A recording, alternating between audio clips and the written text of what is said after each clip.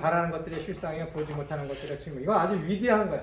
야, 믿음이 뭐다라고 성경에서 바로 이거야라고 일목요연하게 한 용어로다가 딱 챕부터를 선택해서 명확하게 정의 내린 건 거기밖에 없어요. 믿음은 바라는 것들이 실상이요 보지 못하는 것들이 증거니라. 그래서 믿음은 바라는 것들이 실상이 뭐지? 히포스타시스 이게 뭘까? 라고 했을 때 그 단어를 추적해 가야 돼요. 거기에는 처음에는 경험이 있고 그 다음에 인지가 있고 그 다음에 확신이 있는 거, 이것을 가지고 히포스타시스, 믿음은 바라는 것들이 실상이다 했을 때 그 실상이라는 단어가 가지고 있는 게 그거예요. 경험과 인지와 확신. 확신이 제일 나중이야. 경험을 해야 돼. 근데 믿음은 바라는 것들의 경험이다 라고 했을 때 누구에게는 이런 경험, 누구에게는 저런 경험, 그러면 안 돼.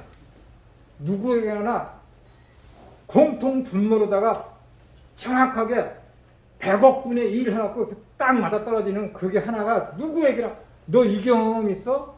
없는데 너 그럼 믿음 아니야 라고 하는 하나의 명확한 누구도 부정할 수 없는 하나의 공통 분모가 있어야 돼. 그게 뭐냐면 죄에 대한 회개입니다. 그게 없으면은 다 가짜야. 그 경험이 없으면. 그 경험이 없어. 왜냐면은 야 죄가 뭔지 알아? 요한복음 17장에서 죄라 하면 죄에 대해라 하면 하나님이 보내신 그의 아들을 믿지 않습니다. 여태까지 내가 하나님을 믿지 않았어. 예수님을 믿지 않았어. 근데 성령님이 내 속에 들어와서 내 마음을 온유하게 해줘서 금강석과 같은 내 마음을 녹여서 예수님을 믿게 만드셨어. 그때 되는 건 뭐예요? 내가 2019년 11월 11일에 드디어 예수님을 만났어. 그럼 그 이전에 내가 예수님을 믿지 않는 그것에 대한 죄에 대한 오열과 애통함이 있어서 그 앞에 나가서 회개하는 그런 경험, 누구에게나 있는 거. 회개하라 천국이 가까웠다. 구약시대의 마지막 선지자인 세례 요한이 그 말을 하다가 끝냈어. 신약시대가 시작돼서 예수님으로부터 첫 그것이 뭐예요? 회개하라 천국이 가까이 왔다. 똑같은 거니까 연결되는 거야. 그러니까는 믿음은 바라는 것들이 실상이다 해서 경험되어져야 되는 누구에게나 예외 없이 경험되어져야 하는 것은 뭐냐면은 이 죄에 대한 회개, 돌이킴이에요.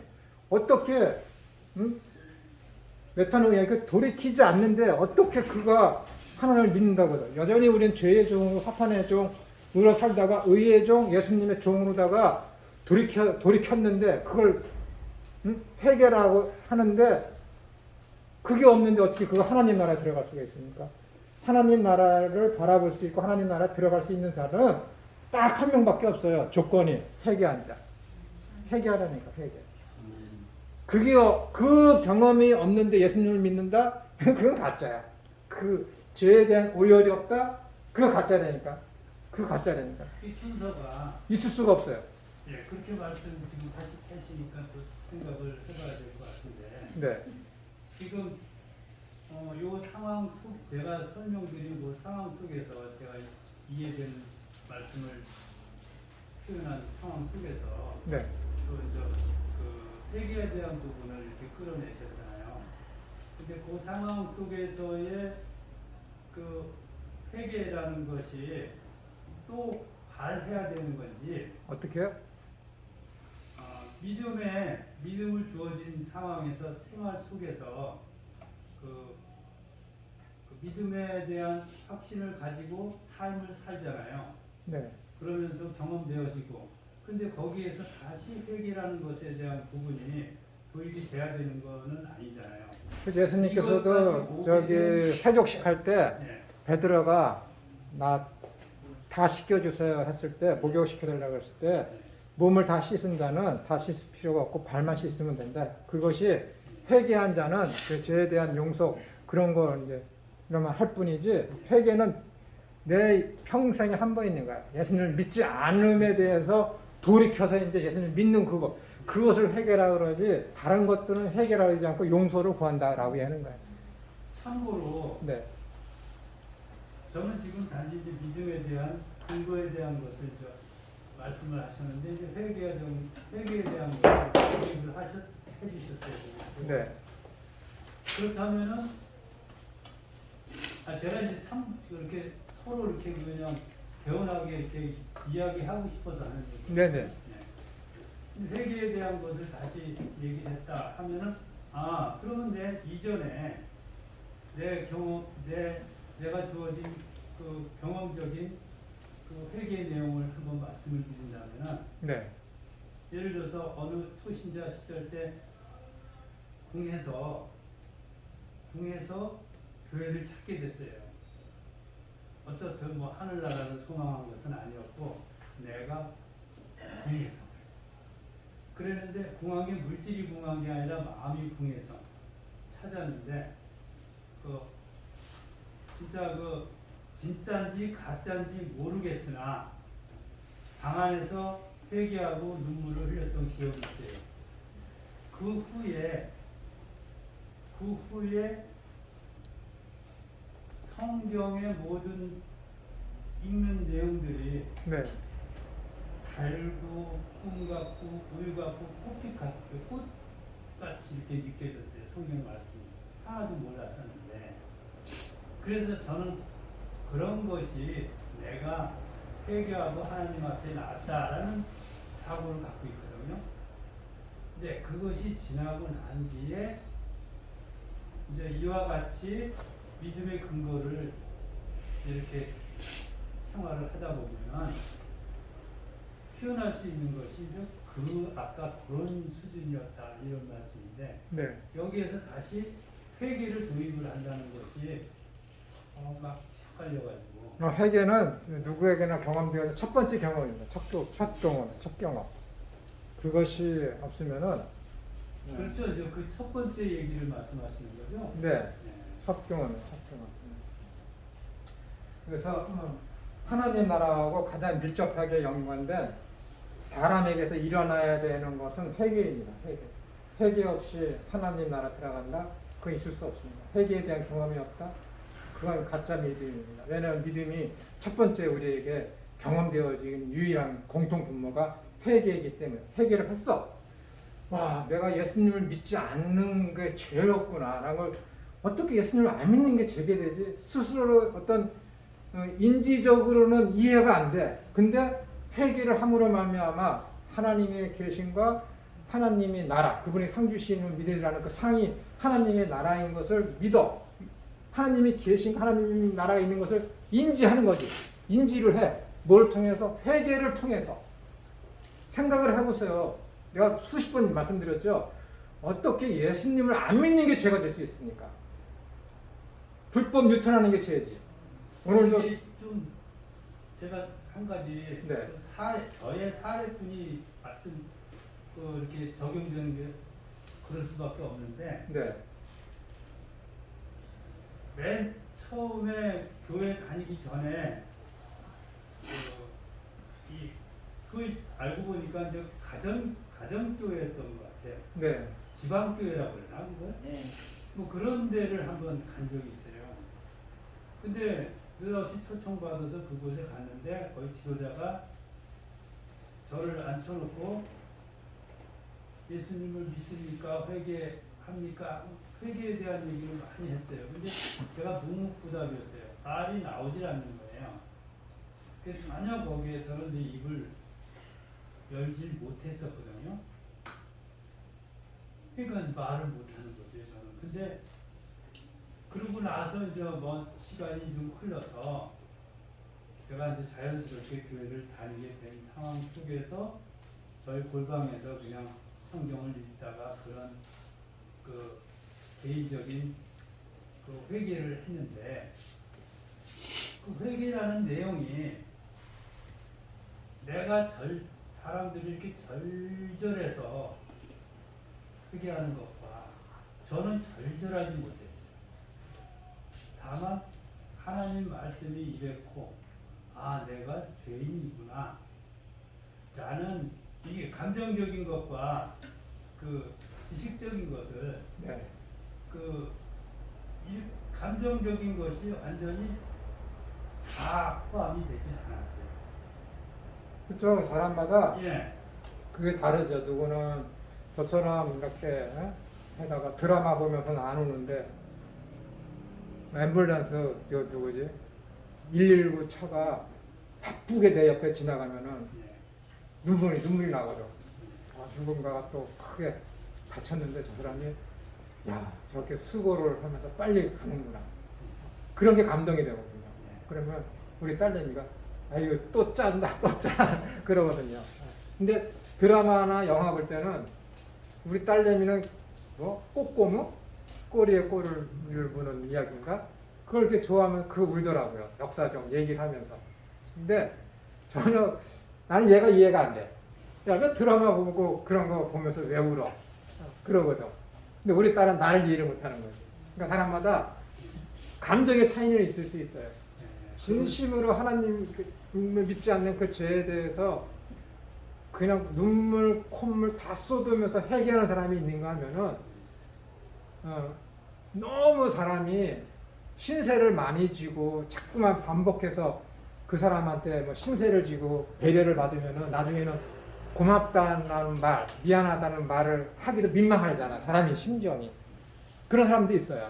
그런 감정적으로. 저는 다행이네요. 그러면 그렇다고 하시니까. 네, 그럴 수 있어요. 그 감정은 누구나가 다 차이가 있기 때문에 있을 수 있어요. 그런데 의지적인 면이나 지적인 면, 지금 지정의잖아요, 사람은.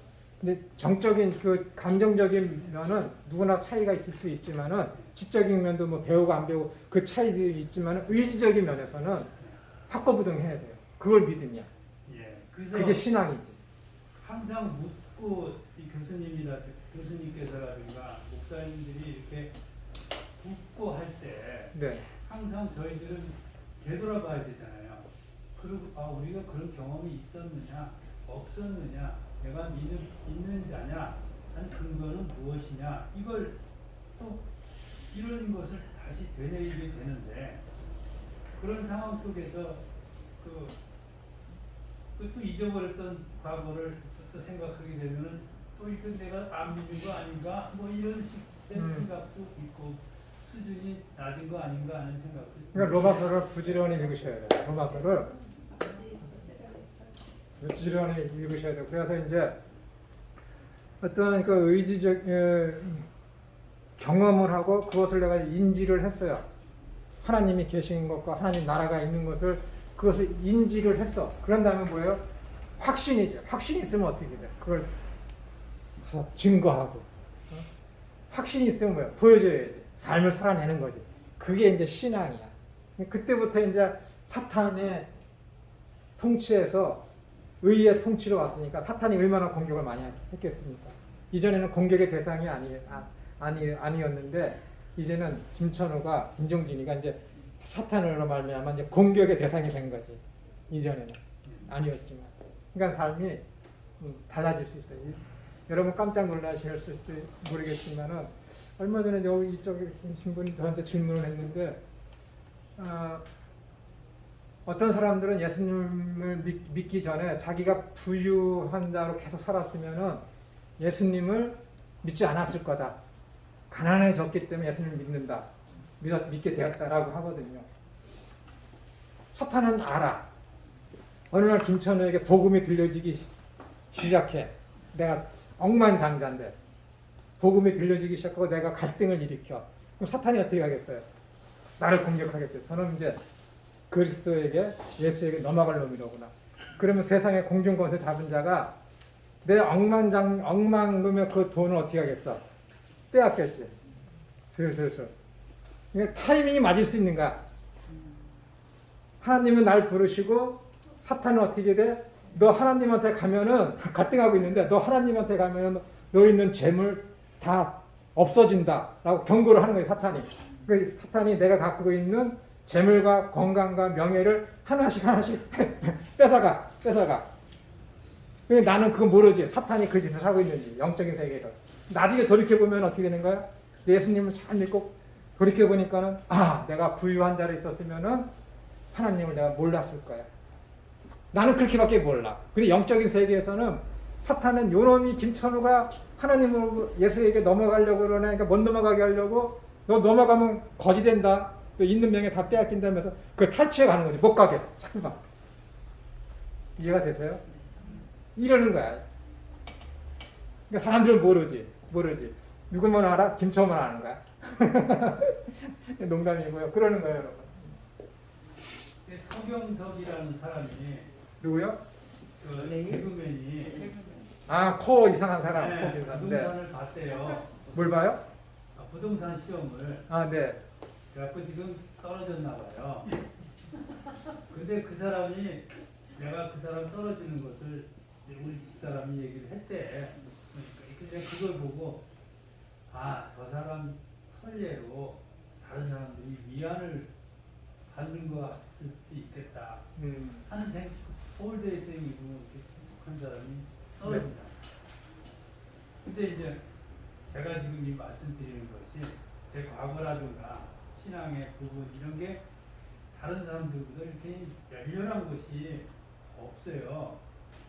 그런데 저는 나의 그 지나온 이제 삶을 보고 네. 행해진 그런 내용들의 변화들이 나로서는 참 대단하거든요. 그렇죠. 네. 그런데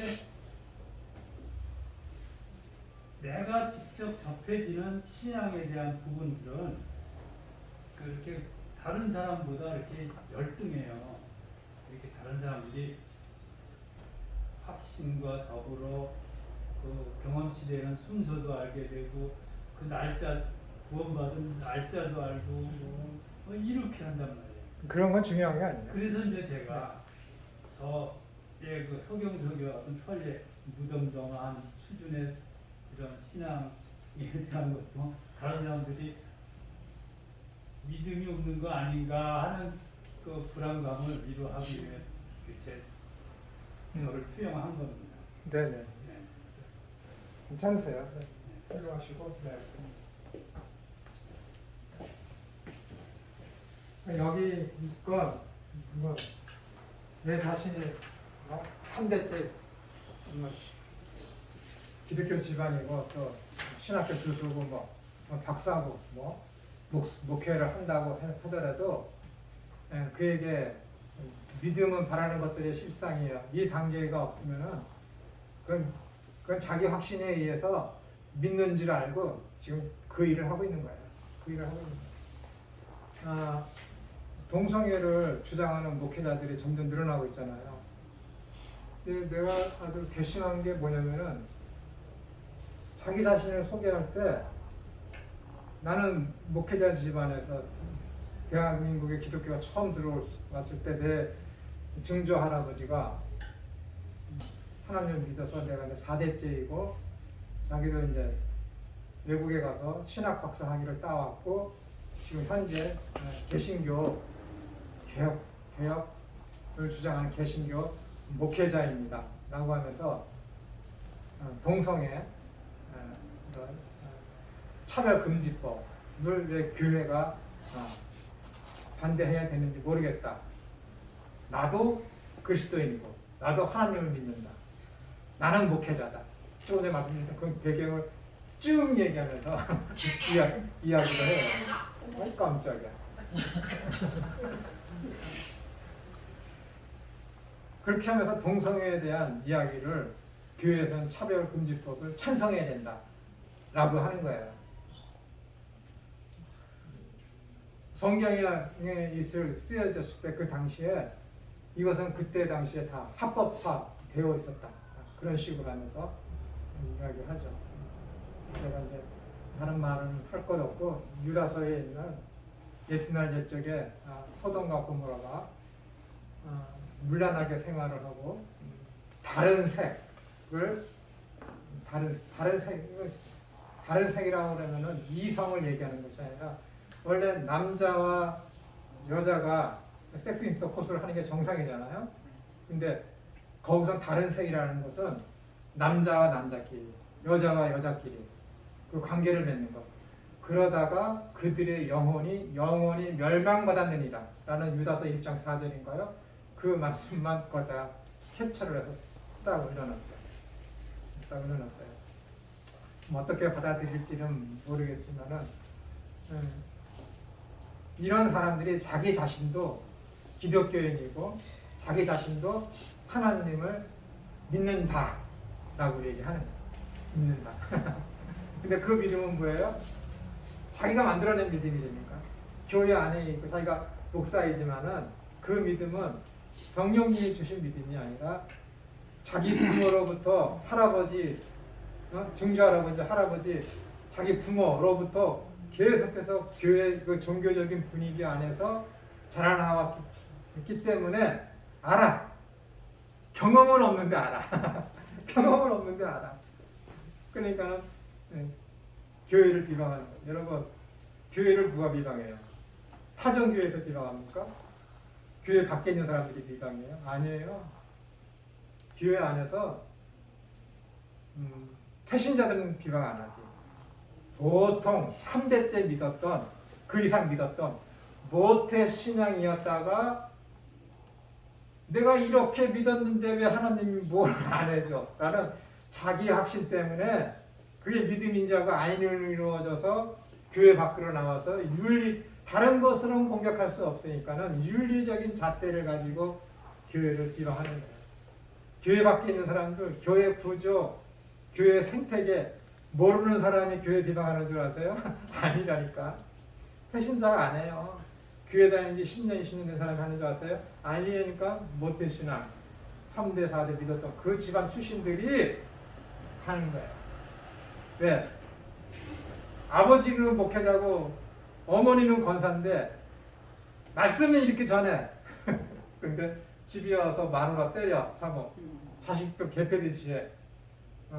욕을 해. 이웃하고 매일같이 싸워.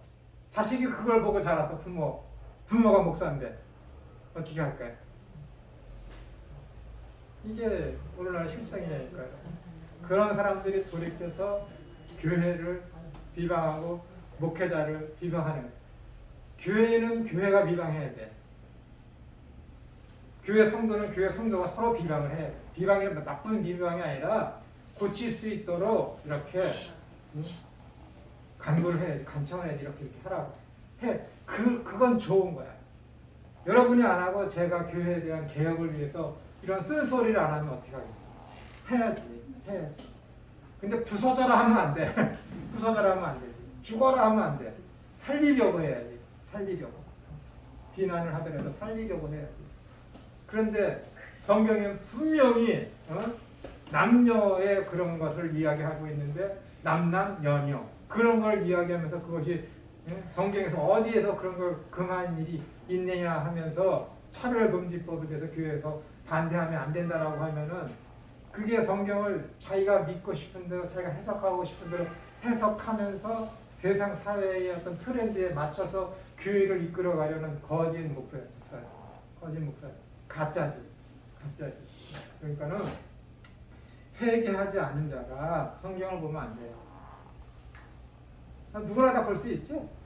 다 볼 수 있지. 근데 회개가 안 된 자가 목회를 한다거나 교회에서 뭘 가르치려고 하는 거는 굉장히 큰 위험입니다. 제가 미국에 처음 갔을 때 나를 어떻게 보고 했는지 교회 전도사로 간 지 한 3주 됐는데 시키더라고요. 신학교 나왔으니까 시켰지. 그래서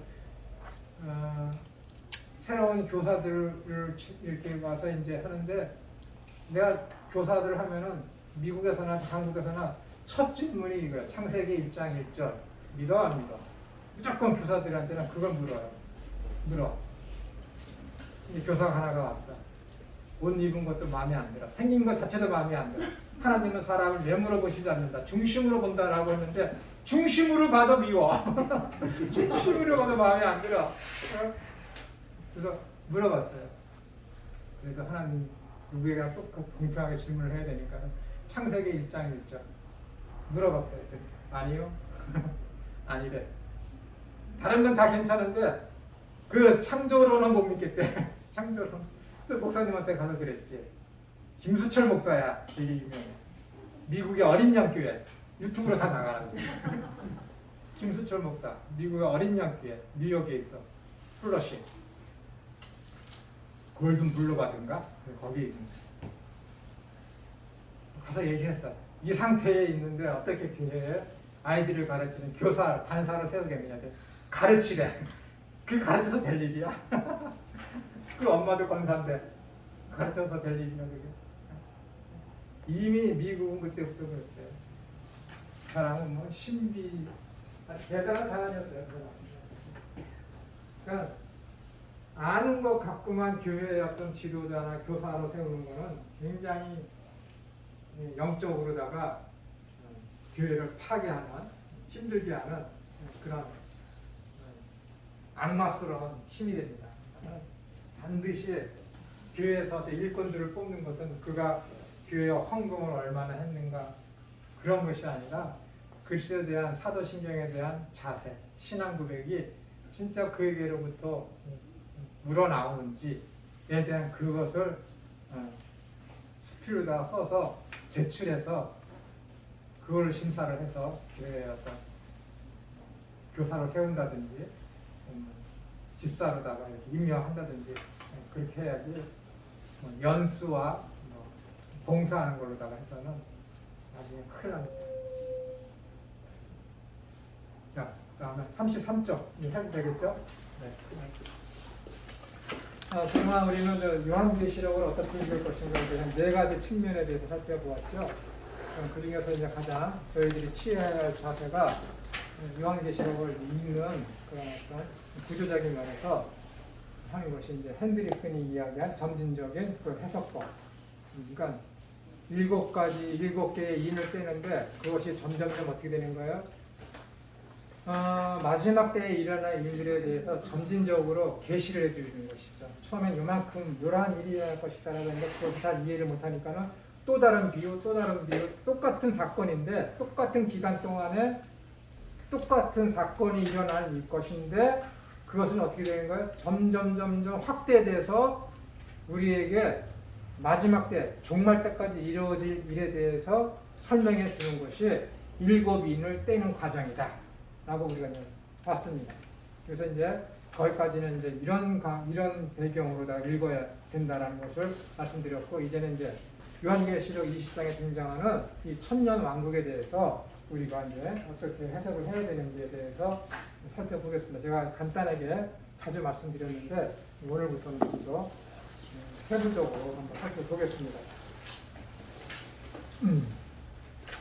다시 말씀드리지만은 성경의 65권은 요한계시록을 향해서 그 목표를 주제를 걸고 삼아서 거기를 표대로 삼아서 창세기부터 유다서까지 거기까지 나가는 거예요. 그것을 요한계시록을 목적으로 해서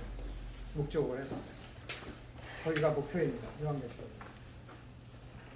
그 앞에 있는 65권을 모르면서 요한계시록을 보면은 큰 오산이죠.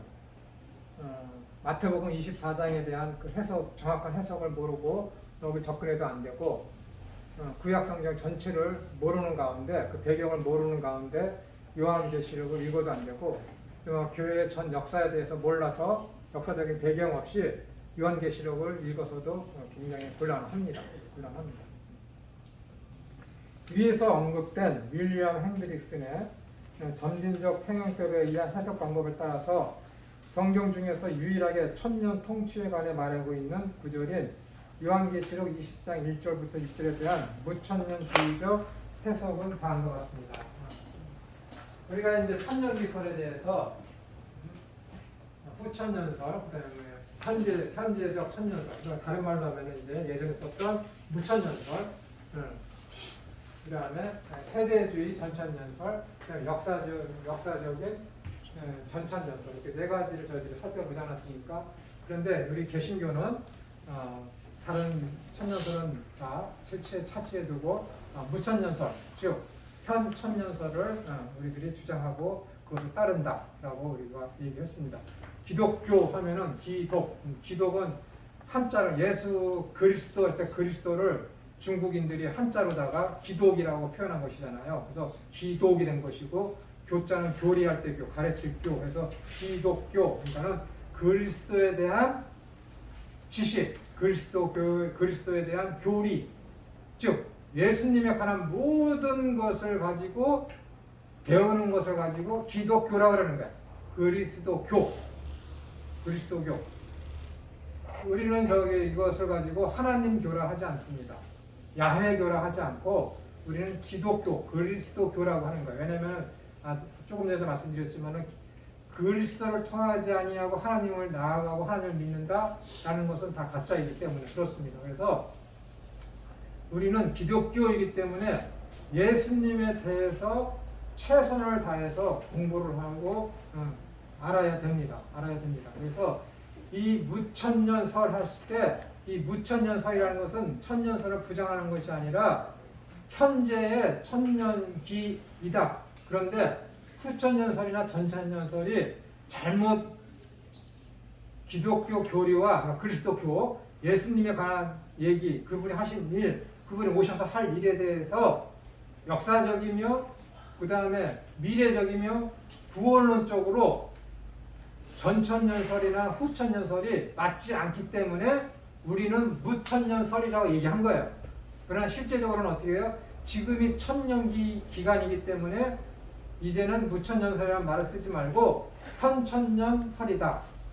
현재 임한 하나님의 나라, 현재 임한 천년기 라고 해야 옳다라고 해서 이제 뭐라고 그러는 거예요? 무천년설이 아니라 현천년설로 이야기하자라고 이제 거의 합의 단계에 이르렀습니다. 그리고 지금이 왜 현천년설이라고 이야기를 하냐면은 누가복음 11장과 마태복음 12장에 뭐라고 되어 있어요? 내가 성령을 힘입어 귀신을 내어쫓고 온갖 병을 내어쫓는 이런 기적을 행했으면은 하나님의 나라가 이미 너희 가운데 임하였다라고 하지 않았습니까? 지금이 하나님의 나라예요. 현재가 하나님의 나라라니까. 하나님의 왕국이라고. 그러니까 마태복음에서는 바실레이아 투 우라논, 그래서 하늘의 왕국이라고 되어 있어요. 하늘의 왕국. 근데 마가복음이나 누가복음이나 다른 데서는 이 바실레이아 투 우라논이라고 하지 않고 바실레이아 투 데우 이렇게 되어 있어요. 하나님의 왕국, 하나님의 왕국. 왜냐하면 이스라엘 사람들은 이 하나님이라는 용어를 쓰기를 굉장히 너무 거룩하신 분이기 때문에 그 이름을 쓰지 않고 하나님 대신에 우라논, 하늘이라는 날로다가 대신 썼습니다. 그래서 구약시대 때에서는 또 이들이 쓴 용어들을 보면은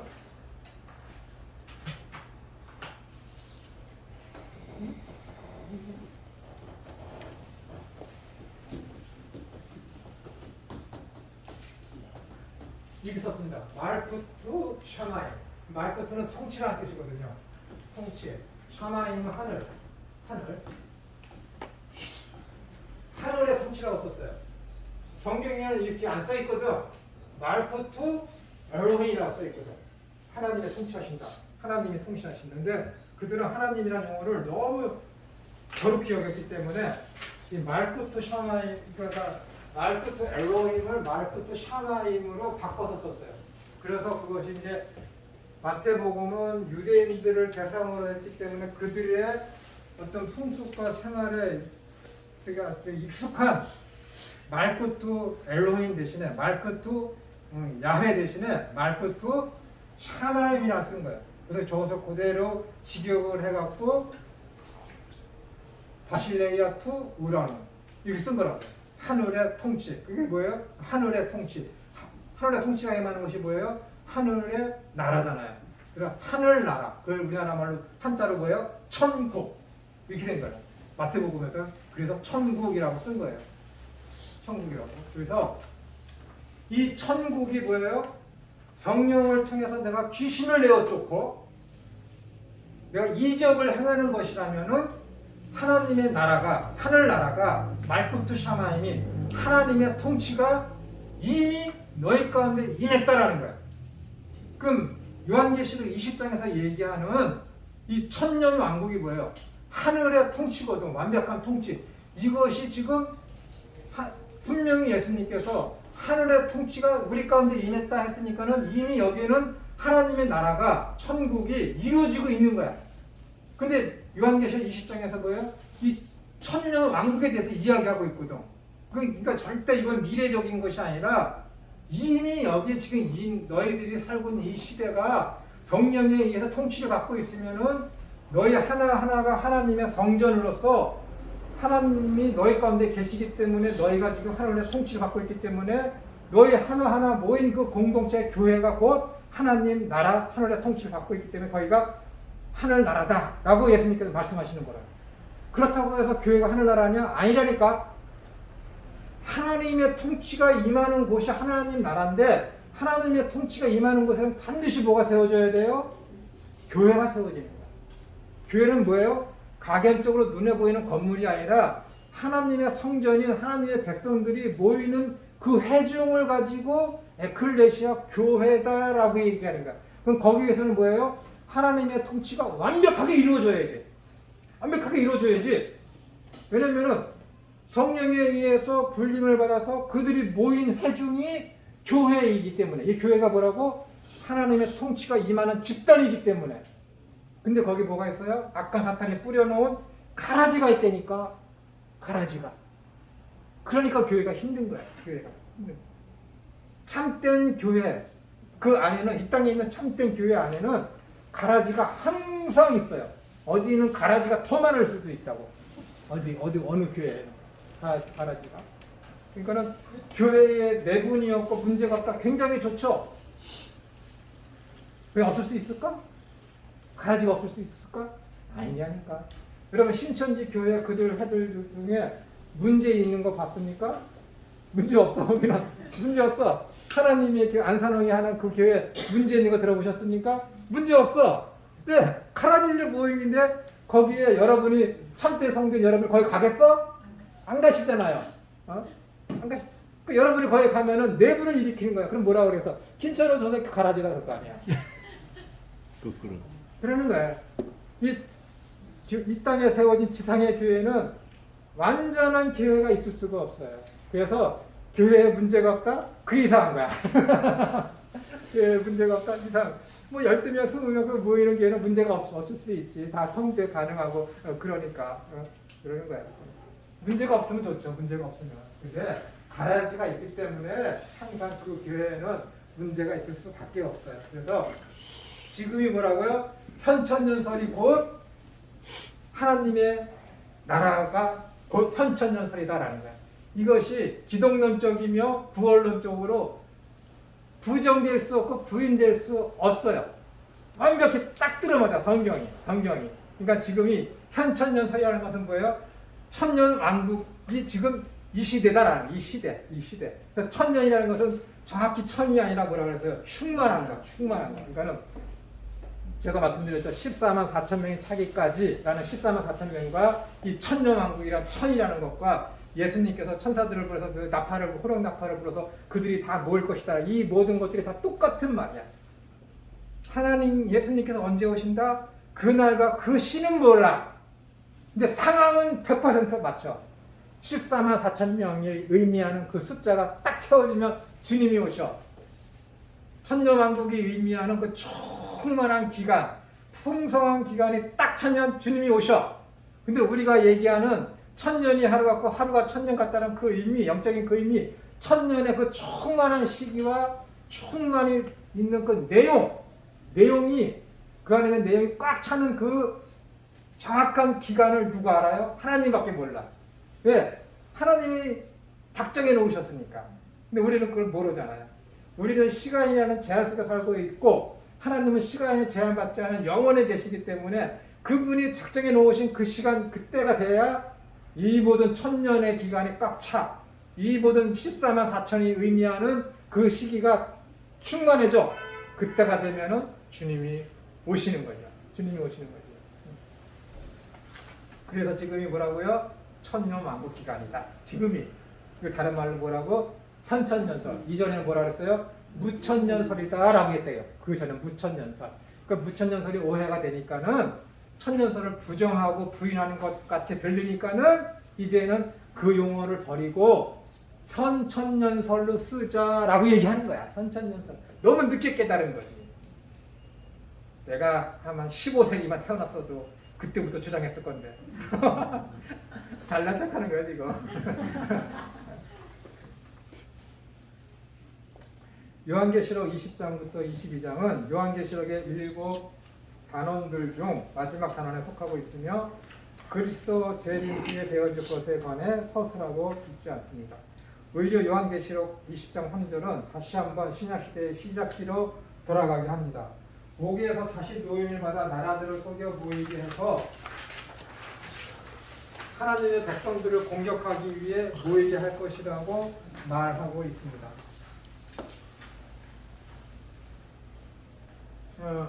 집에서 이제 집사람이랑 가끔 이야기를 나눕니다. 근데 제가 뭐 세상은 점점 악해지기 때문에 여러분이나 저나 똑같이 공감하시겠지만 점점 무서워지고 악해지고 제가 극악무도한 죄들이 많이 발생하고 있지 않습니까? 그리고 뭐 성경에 대해서 아주 적극적으로 공격하고 있고 노아 시대 때에는 시집가고 장가가고 먹고 마시고 즐기고 하는 그런 쾌락주의에 빠져 있었다라고 하면서 예수님께서 마태복음 14장에 마지막 때에도 노아 시대 때와 다르지 않고 그때와 같은 일이 벌어질 것이다 라고 하는 것이죠.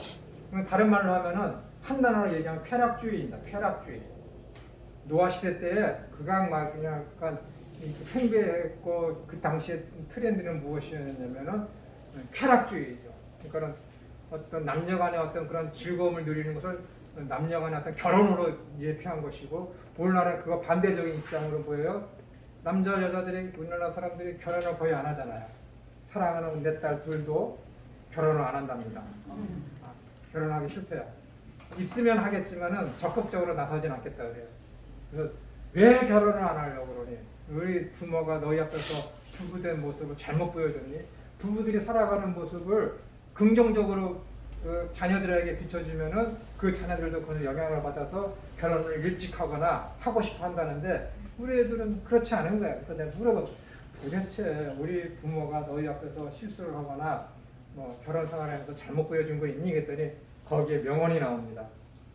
아버지 같은 사람이 있으면 결혼하겠는데 세상에서 아버지 같은 사람은 아버지밖에 없어요. 그래서 안 한대. 그래 잘했다. 그래서 명언이라는 말씀이시죠? 네, 명언이지. 명언이지. 근데 이 이야기를 내가 우리 딸한테도 들었지만은 어린이집 교사들이 지금이 꽃다운 나이에 지금 빨리 남자 선택해서 결혼하라고 그랬는데 교사들한테도 똑같이 얘기를 했대요. 우리 딸아이가. 우리 아버지 같은 사람이 있으면 결혼하겠는데 그 세상에 우리 아버지 같은 사람 없다고. 그래서 안 한대서 이제부터 아버지가 얼마나 꼴난 사람인지 보여주겠다. 네, 그랬거든요. 오늘 아침에도 오늘 이 넥타이 때문에 항상 나보다 늦게 아이가 출근했는데 요즘에는 이제 일찍 출근하더라고요. 그래서 넥타이 2개를 딱 꺼내서 사진 찍어서 보내줬죠. 딸아, 어떤 넥타이를 하고 갈까 했더니 바빠 죽겠는데 그런 것까지 묻는다고, 이따가 일 끝나고 와서 보자고. 나 지금 집에 들어가기 싫어요. 내 딸들이 부모 잔소리에 싫어갖고 집에 안 들어오고 가출하는지 부모가 되어서야 알겠어요. 자녀가 이따 집에 들어오기만 하면 아주 그냥 꼴을 당할 줄 알라고 그러는데 무서워 죽겠습니다. 근데 결국은 이거 제가 이제 선택해서 이제 메고 온 거예요. 잘 어울리나요? 네, 고맙습니다. 아마 집에 가면 그거 매려고 물어봤냐 그럴 거예요.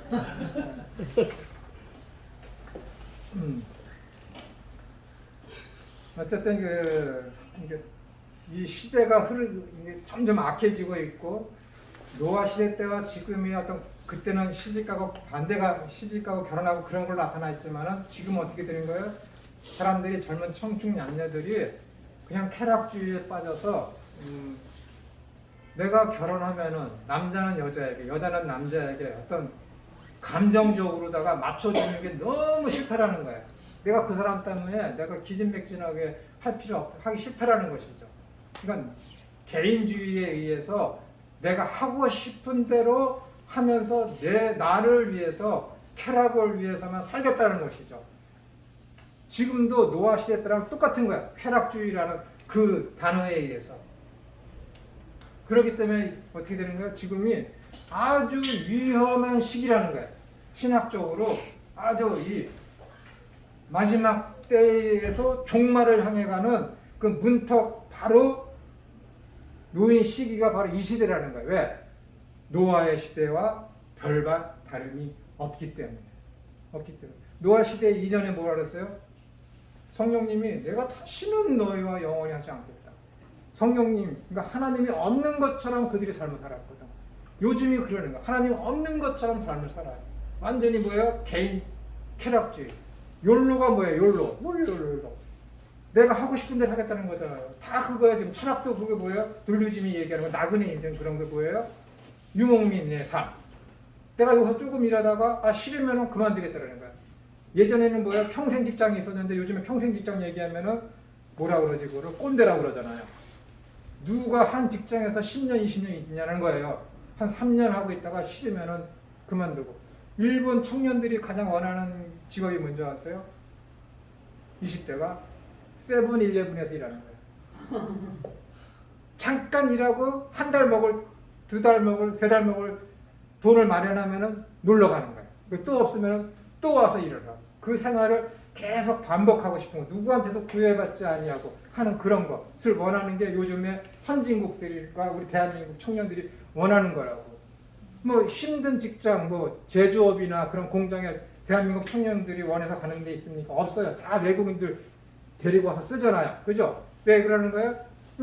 자기들이 하고 싶은 대로 하게 내버려 달라는 거야. 힘들고 고통받고 어렵고 누구한테 구애받으면서 잔소리 들이면 일하기 싫다라는 것이죠. 이게 다 뭐예요? 다 쾌락주의라고. 쾌락주의. 욜로도 쾌락주의고 유목민 사상에 의한 유목 생활하는 것도 쾌락주의고 다 내 맘, 이 동성애도 내 마음대로 하게 내버려 두라는 거야. 이 뭐라고? 아까 제가 그 평등 조약 이거 법을 하자라는 것도 그 사람들이 하는 건 뭐예요? 종교가 법이 간섭하지 말라는 거야. 우리가 하고 싶은 대로 내버려 달라는 거야. 이게 다 뭐냐면은 쾌락주의에서 나온 거야. 쾌락주의. 그러니까 이런 것을 신학적으로 봤을 때는 지금 거의 완벽하게 뭐예요? 노아의 시대와 거의 일치하고 있는 거야. 그러니까는 신학자들이 지금이 위험하다는 시기죠. 세상적으로. 근데 난 반대예요. 지금이 좋은 시대. 왜? 주님이 가까이 오시니까. 가까이 오시니까. 이 시대가. 진짜 믿음이 있으면은 그래? 주님께 가까이 점점 가까우실 날이 오실 날이 점점 가까웠구나 라는 것이죠. 그러니까 더욱더 기도에 힘쓰고 해야죠. 그런 가운데 팬데믹이 코로나 팬데믹이 왔다. 교회에 주어진 하나의 기회예요. 개혁을 하느냐 아니면 부흥 쪽으로 나가느냐. 양적인 부흥 쪽으로 나가느냐 이거예요. 개혁을 해야지. 개혁을. 데이비 윌스가 그랬죠. 그 사람이. 지금은 부흥할 때가 아니라 교회가 개혁할 때라고. 개혁할 때라고. 맞는 말입니다. 아니 교회가 개혁할 때는 개혁을 배운다고 하면서 2017년에 어떻게 된 거야? 사람들이 대한민국에 거의 한 3분의 1 되는 목회자들이 다 어디 갔습니까? 독일 갔잖아. 독일 여행으로다가 결혼 기념일로 독일 여행 가고 교단에 어떤 노예하는 사람들이 모여서 돈 모아서 그걸 뭐라 그러지? 교회에서 돈 모으는 걸 뭐라 그래요? 개. 목사님들이 개를 한다니까? 노예 목사님들이 개를 해갖고 그 돈 모아서 어떻게 되는 거예요? 교회 개를 했는데 내가 목격을 해서 돈이 모자라. 그러니까 교회에다가 윽박지르는 광고 시간에 저 옆에 있는 교회 목사는 이렇게 돼서 거기 500주년 기념권 종교계 500주년 돼서 거기 독일 가는데 나는 왜 못 가냐고. 돈 내놓으라고. 그래서 돈 모아서 어떻게 돼요? 다 가는 거야. 다 가서 뭐 하겠다는 거야. 기합장 몇 개가 세워보려고. 무슨 세미나를 하는데 얼마나 깊이 하길래 2주 동안 가 있어 목사가. 뭐 하느냐고. 뭐 연구한 게 있다고. 관광하겠다는 것이 관광하겠다는 거. 그 돈 안 준다고 그냥 뭐라고 윽박지르고 그 돈이 모자라니까는 교회 교육비 삭감해갖고 그 교육비 빼서 여행 가고 없는 얘기하는 게 아니야. 제가 다 목격한 거 얘기하는 거지. 들은 얘기하는 거고요. 이 시대 목사님들 똑같아. 자기 기분 좋게 하려고 자기 쾌락이지 쾌락에. 성교 가려면 자기 돈으로 가야지 왜 교회한테 헌금 내놓으라고 그래. 자기 돈으로 가야지. 개인 돈으로 가야지. 개인 돈으로 가면 누가 뭐라고 그러나.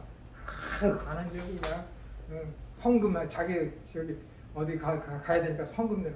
내가 선교 하항태라는 분이 있어. 그 사람이 거기 어디지? 양중가 거기서 목회를 하고 큰 학원 하다가 사기 맞아갖고 베트남으로 선교를 갔어요. 근데 그 사람이 사업 수단이 있어. 선교를 가서 하는데 노예에서 목사님들이 방문을 해갖고 이제 선교지를 안내하려니까는 원래 있던 거기 선교지의 선교사님이 그러는 거 아니라는 거야. 한 몇 시간 예배하고 그 다음부터는 거기 교회 선교사가 노예에서 온 목사님들 관광 안내하고 있어. 그래서 이 사람이 완전히 빡친 거야. 그냥 말 그대로. 요구를 얼마나 해야 되는지 그 사람이 눈에는 다 그거야. 선교지 방문한다고 와서 무슨 단기 선교한다고 웃기는 소리라는 거야. 단기 선교 오는 거 단기 선교가 아니라 거기 관광지 다니러 온다는 거야. 그 사람. 그 하항태 목사님은 그 얘기 하는 거야. 베트남에서 있던 분인데 완전히 그냥 자기는 그냥 의로운 마음 갖고 했는데 이게 목사님들 돌아다니는 거 보고 하니까 완전히 눈이 돌아가고 이 사람이 욕을 얼마나 해야 되는지. 그러면 안 되지. 그러면 안 되지. 교회 또는 교회들한테 선교 헌금 모아서 선교지 왔으면 그 선교 헌금은 주고 가야지. 주고 가. 김천우는 가서 100만 원 가져가서 10만 원밖에 안 줘. 그게 내 돈이니까. 아 나는 선교지에 갔는데 여자 그 선교사분이신데 아 수건 하얀 게 얇은 게 되게 많은 거야. 그래서 이게 뭐예요? 그랬더니 너무 바빠갖고 일회용 수건을 쓴대 선교사님이. 그래서 돈 그때 한 120만 원 가져갔다가 하나탄 주고 왔어. 하나탄 진짜 하나탄 주고 왔어. 근데 그분은 뭐 느낌이 있는지 하나님으로부터 계시를 받았는데 나중에 들리는 소리가 그렇대. 김천우 저 교수가 와갖고 하나님이 헌금한다 그랬대 자기한테. 그래서 내가 가니까 되게 좋아한 거야. 헌금은 개뿔. 일회용 일회용 수건을 쓰는 선교사인데 무슨 돈을 줘? 돈이 얼마나 많으면은 일회용 수건을 쓰겠어. 이것보다 더한 소리 들었어. 근데 내가 여러분한테 차마 말씀을 못 드리는 거야. 선교사, 예. 헌금 얘기가 나와서 한 말씀을 여쭤보시네요. 네. 작은 교회에 이제 헌금이 들어오잖아요. 네. 그러면 이 헌금을 어떻게 썼는지 결산 보고를 1년에 한 번이라도 해야 되는지 안 해도 무방한지 그것 좀 여쭤보고 싶어요. 그럼 반드시 해야죠. 반드시 해야 되는 거예요. 그러니까 결산 보고를 안 하니까 결산 보고를 해달라고 했는데 안 해서 떠난 성도가 있어서 여쭤보는 거거든요. 해야 돼요. 그거는 헌금이라는 것은 뭐 교회 운영이 있지만 먼저는 하나님이 날 구원해 주신 구원에 대해서 감사하고 나의 주인이심을 고백하는, 하나님이 나의 주이심을 고백해서 드리는 게 헌금이거든요. 모든 헌금은 거기서부터 출발하는 거예요. 왜냐하면 아브라함이 멜기세덱을 만났을 때 11절을 하잖아요. 헌금을 처음에 모든 헌금이 거기서부터 출발하는 건데, 너에게 전쟁의 승리를 준 것이 만군의 주 여호와다라는 거 했기 때문에 헌금을 한 거예요. 그거 하나님이 하나님 되심에 대한 신앙 고백으로 하는 것이 헌금이거든요.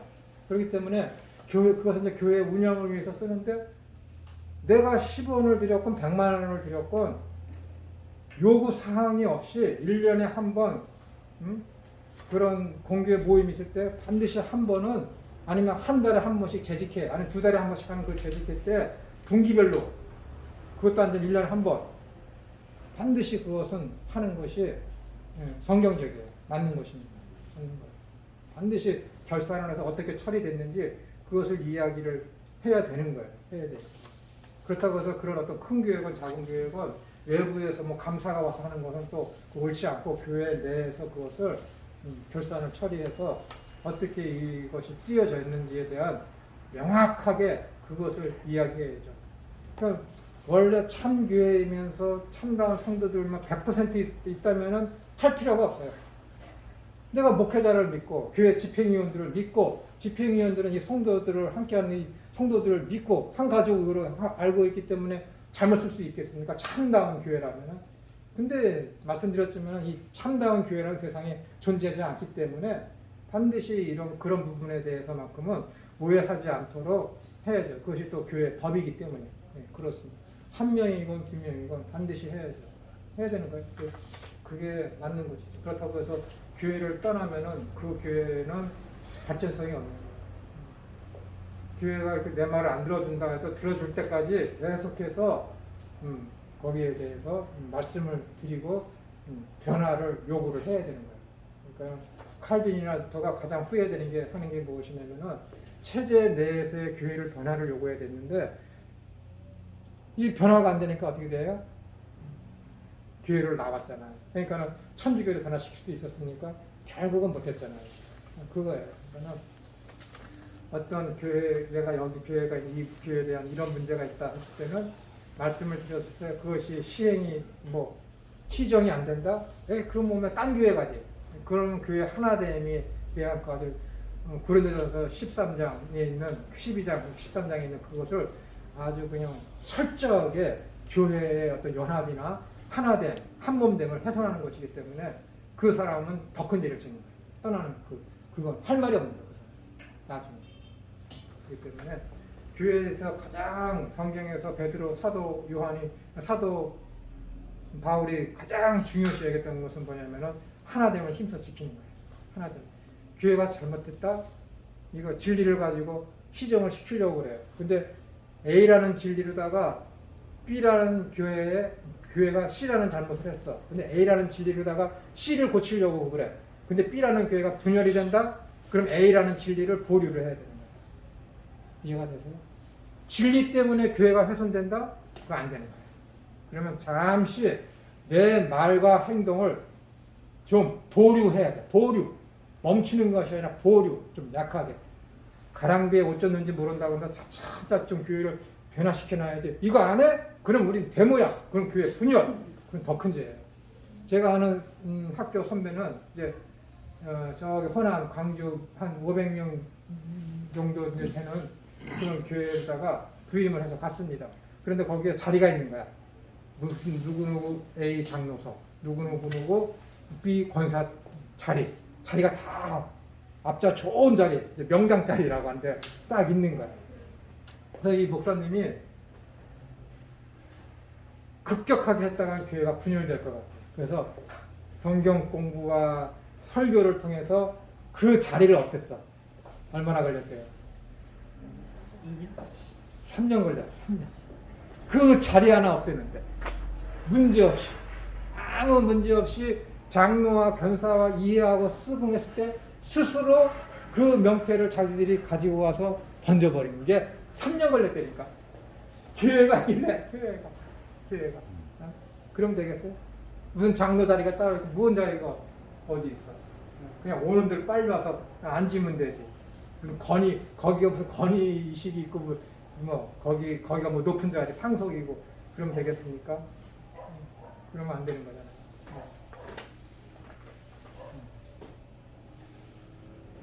그래서 지금이 노아의 어떤 그런 홍수 심판이 있기 직전하고 가장 어떤 시대적인 사상과 사람들의 생활하는 그런 것들이 가장 흡사하다라는 것입니다. 그래서 지금이 이제 이런 시대에 교회의 어떤 이런 피할 수 없는 팬데믹이 온 것은 하나님께서 주신 어떤 하나의 기회일 수 있기 때문에 교회가 자기 자신의 어떤 교회의 어떤 몸집 불리기 위해서 물러나서 교회 개혁을 위해서 힘쓰고 애써야 되는 하나의 기회로 삼고 변화해 가야 된다라는 것입니다. 그것이 되지 않는다면은 아마 교회는 피할 수 없는 큰 데미지가 임하게 될 거예요. 그리고 이제 이런 어떤 나약자 어떤 보호 이런 법들도 제가 볼 때는 수삼 년 내에 3, 4년 내에 아마 이거 반드시 이 법은 통과될 수밖에 없습니다. 그 이후에 교회가 뭐 어떻게 대처하게 되는 거지 그런 것들은 이제 해야 되겠지만은 원래 정교 분리의 원칙이기 때문에 교회 내에서 이런 성소수자에 대한 말을 하더라도 교회 밖에서는 어떤 법적인 근거를 가지고 와서 교회를 처벌하거나 그러면 안 됩니다. 그게 정교 분리의 원칙이죠. 그런데 교회가 먼저 이것을 분리해버렸죠. 통합시켰지. 교회 문제를 가지고 어디로 갔어요? 법원으로 갔잖아. 교회가 먼저. 누가? 목사님들이 먼저 갔어. 먼저. 교회 내에서 문제가 해결 안 되니까는 노회로 가. 노회가 안 되니까 총회로 가. 총회로 가도 자기가 원하는 답이 안 나오니까 해결책이 안 나오니까 세상 밖 법원으로 가는 거예요. 이제는 이제 정교 분리의 어떤 그런 원칙에서는 예외가 없어요. 안 돼. 이제 교회에서도 이제 동성애자 비판하면 어떻게 되는 거야? 법으로 갖고 와서 들어오는 거야. 그럼 너희들 왜 세상법으로 가지고 와서 교회를 이렇게 잣대를 대고 세상법으로다가 우리를 처리하려고 그래? 왜 교회를 종교를 핍박하느냐? 얘기하는 거야. 그럼 너희들 왜 예전에 너희 교회 문제를 가지고 왜 우리 법원으로 왔어? 할 말 없는 거야. 안 되는 거예요. 그러니까 사도 바울이 고린도에서 그러니까 너희도 교회 문제를 가지고 세상에 가서 법으로다가 이렇게 판결받지 말라고 그런 거거든. 이런 일이 벌어질지 누가 알았어? 교회가 멍청하니까 자기 욕심에 따라서 하다 보니까는 그렇게 되는 것이지. 그러니까는 끝났어요. 제가 볼 때는 이거 성소수자법 그런 거 보호하는 거 법은 통과될 수밖에 없어요. 누가 되느냐에 따라서 빨리 될 수 있고 늦게 되느냐의 문제야. 빨리 될 수. 아마 그 박원순 씨가 서울시장으로 있었으면은 막 늦어도 아무리 늦어도 내년이면은 이런 법들이 다 통과됐을 거야. 그냥 그 사람이 대통령이 됐을 거야. 난 그 사람 뭐 개인적으로 죽은 거는 애도를 표하고 안 됐지만 쌤통이야. 아니 분명히 범죄적 증거가 있고 그러는데도 증거가 있고 하는데도 피해자가 있는데도 불구하고 그 사람 좋아한다는 이유 하나로다가 피해자한테 욕하고 그러면 되겠습니까? 그러면 안 되잖아요. 그러면 안 되는 거예요. 권력이 뭐고 그런지. 그러니까 어쨌든 지금 이 시대하고 노아의 시대 때랑 별반 차이 없습니다. 별반 차이 없습니다. 교회 개혁을 위해서는 여러분 먼저 개개인이 먼저 변화가 돼야 돼요. 변화돼. 변화를 얘기했으니까는 너가 변화를 받아 새 사람을 입으라 했을 때 이 변화라는 것은 여러분 체인지가 아니에요. 여러분 체인지 될 수 없어요. 사람은 체인지 될 수 없다니까. 트랜스폼이에요. 모형만 태도만 변하는 거예요. 여러분들. 사람들이 하면 예수님이 되면 변화된다 했을 때 변화될 것 같으죠? 안 된다니까. 지가 지가 신이야 변하게? 사람은 체인지 될 수 없어. 성경에서 이야기했을 때 너를 변화를 받아 새 사람을 입으라는 것은 너희는 체인지 되라 라는 게 아니에요. 트랜스폼. 너희는 본질은 변하지 않아. 그래서 하나님이 뭐라 그랬어요? 아까 하나님은 사람을 존경하지 않는데 믿지 않는데 신뢰하지 않아. 창조주 하나님께서 이렇게 말씀하셨거든. 안 변한다니까. 안 변해. 근데 단지 생활하는 방도, 그 태도만 변하는 거야. 하나님 우리한테 요구하는 게 그거예요. 체인지는 어디에서 일어나? 그건 알아. 하나님 나라가 완벽하게 임하면 하나님 나라의 통치의 극치를 이루는 그때에 베드로서에서 이야기한 대로 세상이 불에 타서 없어지듯이 우리가 그렇게 호련히 변화가 되는 거야. 그렇게 변화가 되는 거예요. 여기서는 안 돼. 그러니까 여러분들 그냥 여기서는 그냥 그리스도의 향기만 나타내는 거야. 그리스도의 편지로서, 그리스도의 대사로서 그 일을 할 뿐이야. 나는 왜 이러지? 나는 왜 이렇게 변하지 않지? 안 변한다니까. 안 변해. 하나님이 인정하시면 되니까. 김천우, 너 신학교에서 가르쳐? 야, 잘했다. 내가 인정해 줄게. 안 된다니까. 무슨 개뿔. 천우 너 지금 그러고 있어? 야, 너 천우 진짜 돈도 안 받고 교회 다니면서 이렇게 설교하고 그래? 야, 너 참 대단하다. 야, 내가 너 인정해 줄게. 무슨 개뿔. 인정 안 해준다니까. 속셈을 다 하셔. 왜 김천우가 60명 이하 되는 교회 가서는 사례비 안 받고 설교하는지 하나님이 나신다니까. 네, 나 이런 사람이야. 그러니까 겉으로는 안 그러지. 내 속사람은 야, 오늘도 나 욕심 이겼다. 속으로 얼마나 뿌듯해하는데 그게 뭐야? 내 자랑이지. 집에 와서 얘기해. 입 꾹 다물고 있어야 되는데 집에 와서도 얘기하지. 아, 나 오늘 어디 가서 설교했는데 사람이 주는 거 안 받았어. 뒤에서는 뒤통수가 간질간질하게 좀 받아오지. 그러는 것 같아. 그게 뭐야? 다 내 자랑이잖아. 다 하신다니까 하나님. 그러니까 하나님이 인간들은 다 쓸모없는 것을 알고 있다니까. 그냥 하나님이 계시면 세상에 알리기 위해서 하나님 그렇게 하시는 거예요. 그러니까 여러분들 하나님 앞에서 나 귀한 자라고 다 거짓말이에요. 안 통해요. 귀하지 않습니다, 여러분. 다 종류예요. 한번 써서 버려질 그냥 쓰레기 같은 것들이 여러분입니다. 저이고 그 의식 갖고 사세요. 그래야 편합니다. 쉬었다가 45분 하겠습니다. 교수님 한 가지 여쭤볼게요. 네. 성찬식을